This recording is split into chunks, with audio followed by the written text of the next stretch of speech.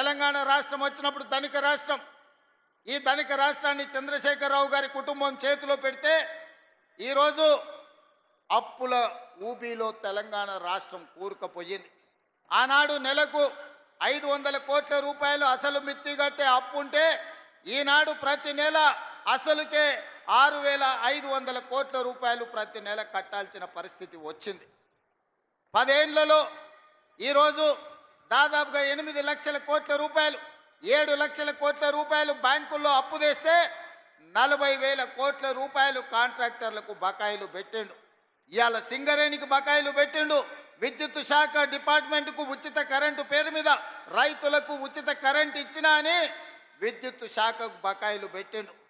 నిన్నగాక మొన్న బ్యాంకుల్లో తెచ్చిన అప్పులే కాదు, ఆయన పెట్టిపోయిన బకాయిలను లెక్కేస్తే 8,29,000 కోట్ల రూపాయల లెక్క తేలింది. మిత్రులారా, ఈ 8,29,000 కోట్లలో మా నెత్తి మీద కత్తి పెట్టి ఈరోజు బ్యాంకులు వసూళ్లు చేస్తే అసలు మిత్తి 1,53,000 కోట్ల రూపాయలు ఈరోజు బ్యాంకులకు చెల్లించాల్సి వచ్చింది.